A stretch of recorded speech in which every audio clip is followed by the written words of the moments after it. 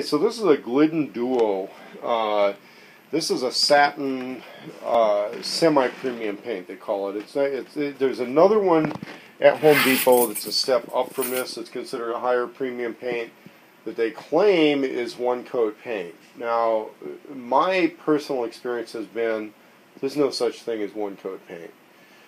There just isn't. There's no such thing as one-coat paint. The other thing is, there's no such thing as getting this quality of paint job, especially on a wooden wall, on a wooden OSB wall. And we've still got a few light spots. There's a few light spots, and not that many. But you're not going to get this quality of paint out of a single gallon of paint on basically what we would call an 8x8 interior.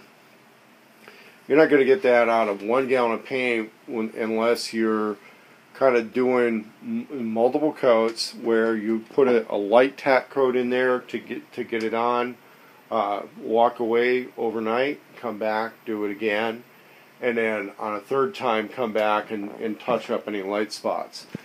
I've got a little bit left in a can, but what's going to happen on this is pretty normal. If you haven't gone, multiple coats, you're going to get some of this stuff. And that's because I was going from white to the darker color. And when we do that, you're no matter how much paint you pile on, you're basically going to be just shoving that paint around until you let it dry and get to the point where you're adding layers. And then sometimes you can still have these spots where, let's say some mastic or something was used to seal up an old hole. That's going to absorb a little bit more paint before it really takes. And but yeah, so this is a Glidden Duo paint from Home Depot. Pretty good stuff. And if you're trying to do a real color change to a darker color, I would recommend it. Obviously, your performance is going to vary based on the what kind of primer, what kind of base coats are there. But if you want the best effect on this, wait a day between coats. That's the secret to this stuff. Wait a day between coats, and then you can go back and touch up on that third treatment. You really want to set three appointments aside for getting something painted with this stuff. No matter how much you slosh it on that first day there, only so much of it is going to take. But that's been my experience with this stuff. I'm pretty happy with it, but the main thing is to do additional days out there. Don't try to get it all in one coat. I mean, they say superior hide. That's nice. It works in either sprayers or rollers. I had pretty good luck either way. If you want to get good results in a hurry, spray your initial coats and then follow it up with the rollers. That's been my thing.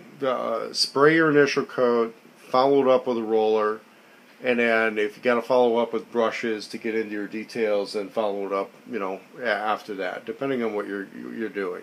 I stayed away from door edges and stuff on this, and did this with brushes and rollers. I didn't spray over here, and the controllability of the spray was pretty good in that I wasn't getting a lot of overspray around with it, but one of the other guys here kind of objected to the spray mist anyway. So when you're doing uneven surfaces, though, generally speaking, you want to spray them.